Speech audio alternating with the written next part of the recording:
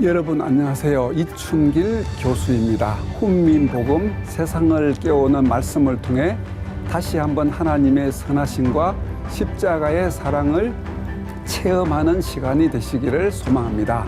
오늘 귀한 분들 패널로 모셨습니다. 반갑습니다. 안녕하세요. 이 시간은 이제 하나님의 회복이 어떻게 임하는가 여기에 대해서 살펴보겠습니다. 우리가 모두 어려움 가운데서도 회복이 되셔야 되겠죠? 네, 아멘. 예, 힘든 것에서 회복하는 시간이 되었으면 이제 좋겠습니다. 아멘.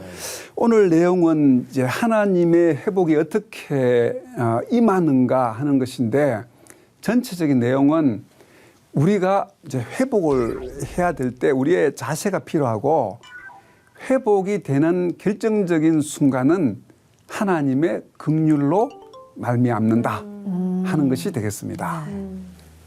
27장부터 끝까지가 신명기의 결론이라고 할 수가 있거든요. 그래서 오늘 이 부분은 이제 신명기 30장이기 때문에 결론 부분에 속하는 내용이고, 전체를 우리가 살펴볼 때 오늘 말씀이 그 내용 중에 아주 중요한 핵심이 되지 않을까 하는 생각이 듭니다. 거기에 나오는 단어, 우리 제목에 나와 있는 회복이라는 단어, 회복하는 과정에서 결정적으로 중요한 단어 하나, 긍휼. 예, 그것을 중심으로 살펴보도록 하겠습니다. 여러분 혹시 어려운 가운데 회복된 것이 있습니까? 네, 있습니다. 회복. 네, 뭐가 힘들었는데 회복이 됐다 하는 게 어떤 게 있겠어요? 전 예배 회복이 좀 있었습니다. 고난 가운데도 네. 지금 고난을 받으니까 힘들잖아요, 삶이. 네. 그래서 난 예배 못해. 이렇게 힘든데 어떻게 예배해? 했는데 저희 이제 교회 전도사님이 힘들 때 더 예배해야 돼. 예배해. 그래서 네. 정말 하기 싫었는데 제가 교회에서 피아노를 치는데 너무 치기 싫은 거예요. 그날은. 한 주만 쉬면은 안 되나? 하나님도 허락하시지 않을까? 그런 생각이 있었는데 네. 진짜 시키셔가지고 제가 순종함으로 나아갔더니 그 예배 가운데 정말 큰 예배 회복이 있어서 가지고 저는 회복이라는 예, 할렐루야. 네. 감사합니다. 너무 우리 좋았던. 네, 코로나로 우리가 예배 회복이 잘 안 되었는데요. 이제 지금 회복이 되어야 되겠죠. 이제 회복이 되는 역사가 여러 가지 면에서 이제 우리 가운데 이제 있기를 축복합니다. 아멘. 오늘 말씀 신명기 30장 2절 3절을 우리 김수영님께서 한번 읽어 주시겠습니다. 너와 내 자손이 내 하나님 여호와께로 돌아와 내가 오늘 내게 명령한 것을 온전히 따라 마음을 다하고 뜻을 다하여 여호와의 말씀을 청종하면 내 하나님 여호와께서 마음을 돌이키시고 너를 긍휼히 여기사 포로에서 돌아오게 하시되 내 하나님 여호와께서 흩으신 그 모든 백성 중에서 너를 모으시리니. 아멘. 자, 신명기는 전체적으로 돌아보면 하나님 말씀에 순종하면 복을 주시고, 하나님 말씀에 불순종하면 저주를 하시고, 이게 신명기 전체적인 흐름이고, 이 흐름이 그 전기연서라고 하는데요. 이제 여호수아부터 이제 마지막 유다가 바벨론에 끌려갈 때까지 기록된 성경들이 다 이 신명기 사관으로 기록이 되어 있어요. 그 말씀은 우리가 순종할 때 복을 받는다, 불순종하면 하나님이 심판하신다 하는 것이 신명기 전체적인 흐름인데, 그런데 모두가 순종해서 하나님 앞에 복을 다 받았으면 얼마나 좋았을까요? 얼마나 좋겠어요. 얼마나 좋겠어요. 네. 그랬으면 좋은데 신명기에서 그 말씀을 하면서도 결국은 실패할 수밖에 없다 하는 것을 말씀하고 있어요. 그래서 결국은 유대가 불순종으로 또 우상 숭배로 다 북쪽도 망하고 남쪽도 바벨론 포로로 끌려가게 된 거죠. 그것이 참 아쉽지만 우리에게 주는 교훈인데, 오늘은 이제 그까지도 다 예언을 미리 말씀을 하시고, 그러면 어떻게 회복할 것인가, 회복이 어떻게 이루어지는가, 그 어려움에 처했을 때 이루어지는가, 그리고 그 결정적인 단어가 뭐라고 했어요? 회복에 있어서 결정적인 단어가 긍휼. 조금 전에 읽으신 말씀에 너를 긍휼히 여기사 포로에서 돌아오게 하시되, 하나님의 긍휼을 깊이 생각하는 그런 소중한 시간이 되시기를 바랍니다. 아멘. 우리가 항상 긍휼을 베풀어야 되는데요. 하나님이 그러셨으니까 훈련을 받아야 되겠죠. 네. 우리 수정님은 집에 가시면 남편이 불쌍해요? 안 불쌍해요? 불쌍할 때도 있어요. 네, 짠할 때도 있어요. 근데 안 예쁘게 말하면 안 예뻐요. 그렇죠. 누구나 다 그래요. 네. 그런데 우리가 이제 누구를 대할 때든지 긍휼히 여기는 마음을 자꾸 훈련을 해야 되는 거예요. 훈련. 왜냐하면 하나님의 최종 결론이 긍휼이기 때문에 그래요. 그러면 성경이 어떤 책이냐라고 묻는다면 네. 이제 성경은 무슨 책이다고 수없이 말을 할 수 있는데요. 제가 이런 생각 어떻겠어요? 성경은 긍휼의 책이다. 사복음서에 보면 예수님께서 불쌍히 여기시다, 민망히 여기시다, 측은히 여기시다, 불쌍히 긍휼히 여기시다 하는 단어가 사복음서에 무려 35번이나 있어요. 네. 그래서 예수님이 얼마나 긍휼이 많으신 분이신가를 알 수가 있어요. 네. 그리고 성경 전체로 보면 긍휼과 자비와 관련되는 단어가 약 한 500번 이상이 있다고 해요. 제가 조사는 안 해봤는데요. 자료에 보면 500개 이상. 맞네요. 그러니까 성경은 긍휼의 책이라고 말할 수 있는 거죠. 네. 불쌍히 여기는 마음, 네. 긍휼히 여기는 마음. 원래 뜻은 라하밈이라고 하는 것인데 어머니의 자궁. 그 속에서 완벽하게 불쌍히 여기고 보호해 주는 것. 그 뜻이 이제 포함되어 있는데요. 이제 성경에서 긍휼의 책이라고 말할 수 있는 또 한 가지 이유는 기적이 많이 일어나잖아요. 네. 성경에서 일어나는 기적. 네. 기적. 예를 들어서 오병이어를 보면 오병이어 역사가 나는 발단이 혹시 무엇인지 아시겠어요? 백성들이 배고파함으로. 긍휼이죠, 긍휼. 긍휼입니다. 긍휼, 그렇죠. 지금 긍휼하고 있으니까. 긍휼인데요.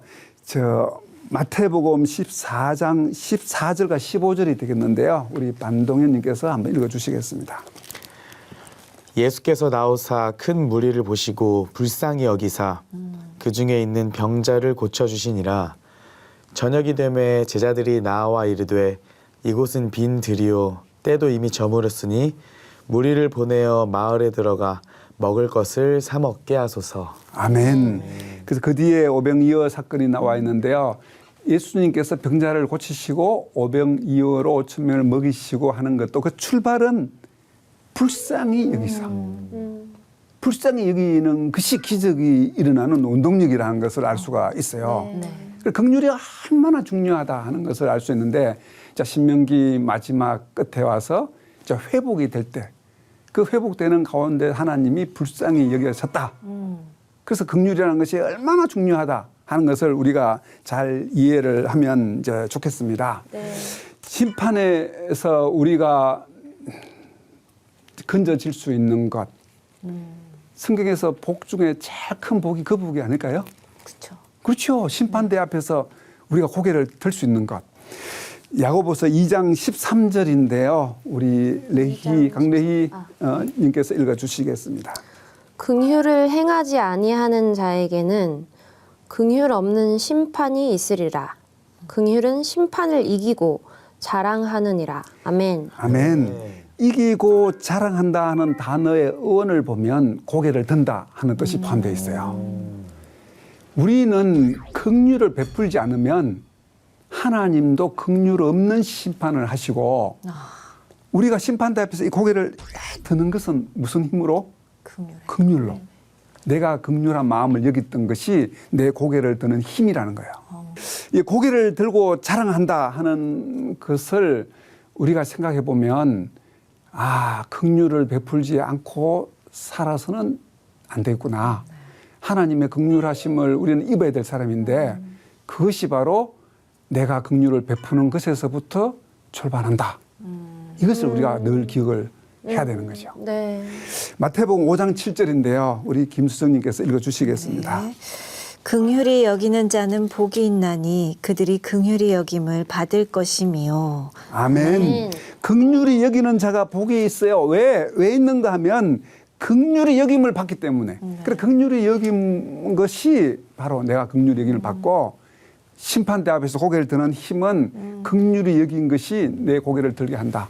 자, 회복이 어떻게 일어나는가를 보기 전에 우리 신명기 30장 3절 한 번 더 읽어보겠습니다. 시작. 내 하나님 여호와께서 마음을 돌이키시고 너를 긍휼히 여기사 포로에서 돌아오게 하시되 내 하나님 여호와께서 흩으신 그 모든 백성 중에서 너를 모으시리니. 돌아오게 하는 온천이 바로 하나님의 긍휼. 근데 하나님의 긍휼이 일어나기 전에 이제 회복의 역사가 이제 일어나는 과정은 무엇일까? 이제 이것을 이제 살펴보겠습니다.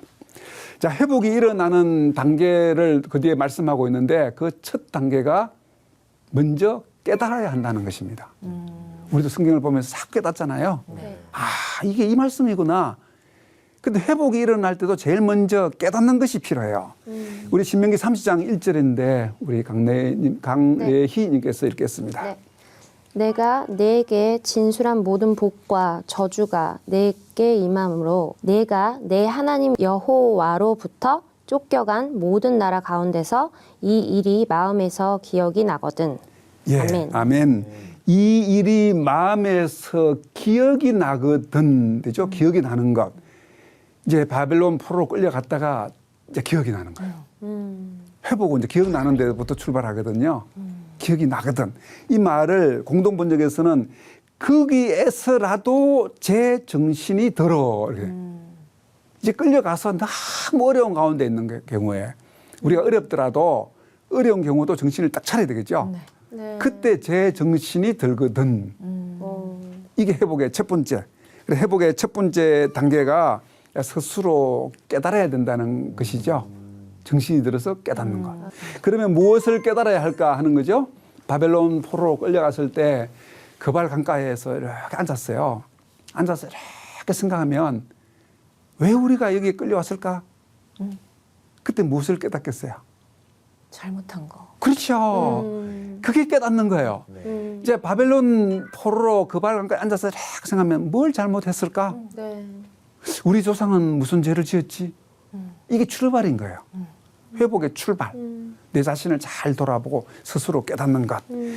그것이 이제 우상 숭배의 죄가 되겠는데요. 바벨론 포로로 끌려갔을 때 생각해 보니까 우리 조상들이 우상 숭배를 한 죄들을 이제 깨닫게 된 내용이 되겠습니다.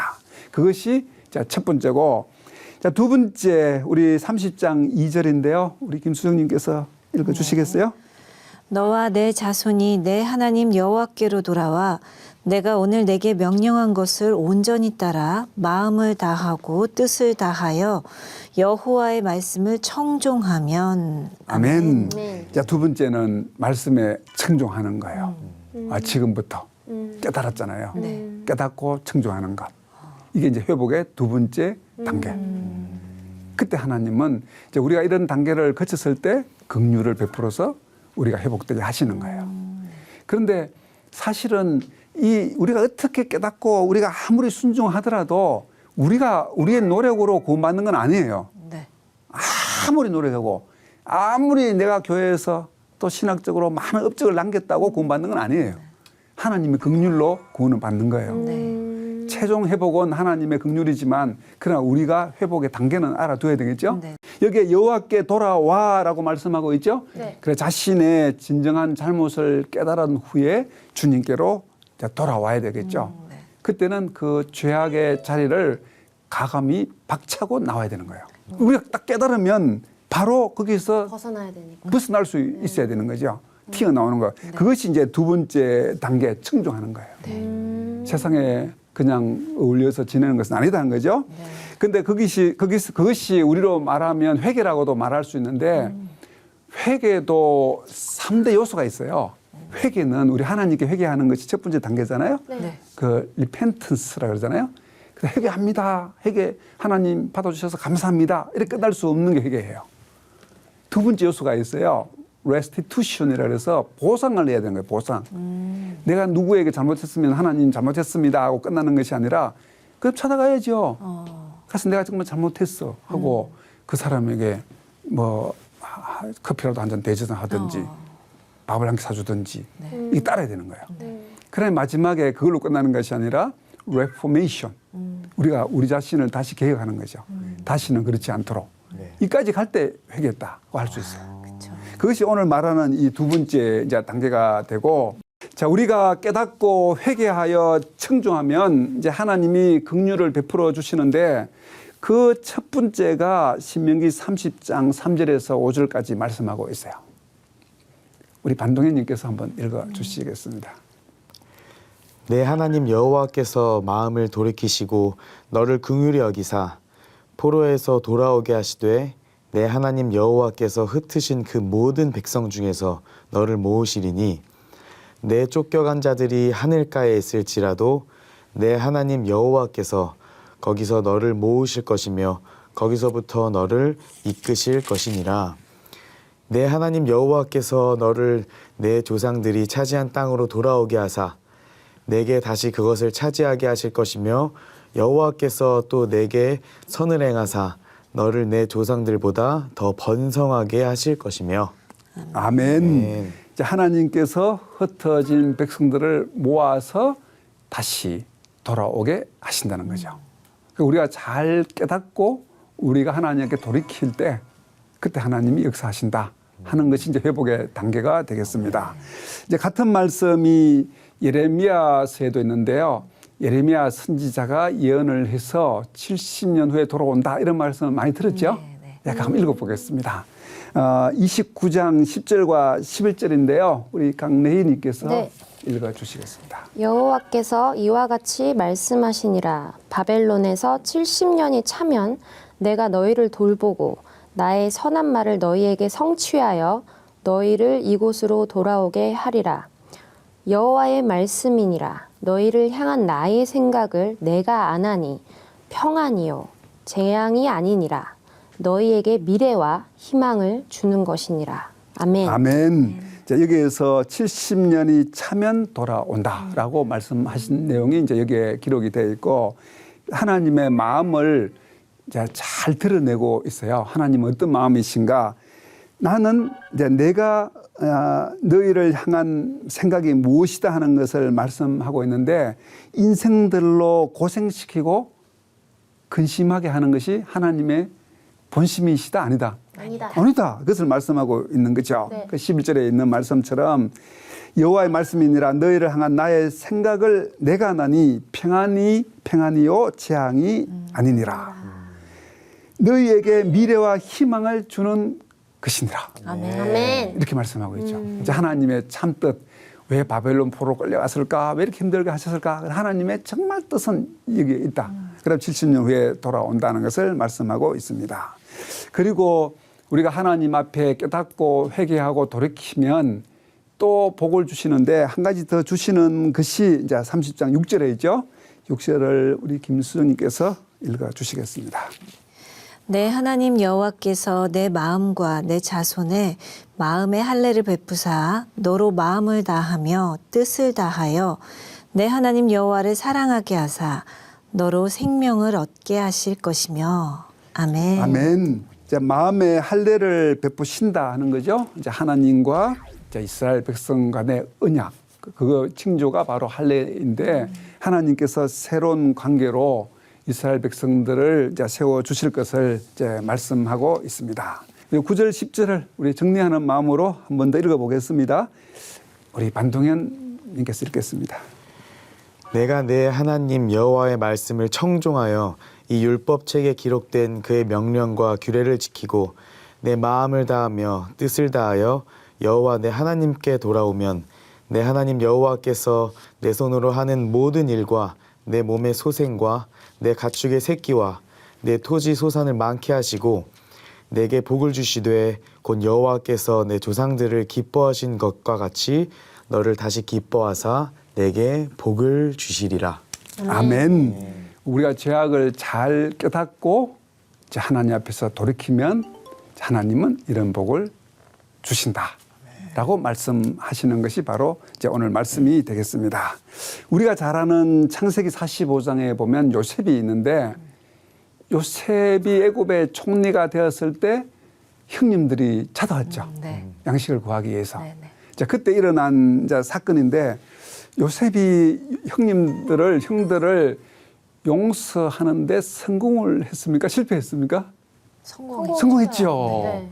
용서 성공하는 것도 안 쉬워요. 네, 맞아요. 우리는 용서해 줘야 되는데 마음은 또 이만큼 있죠.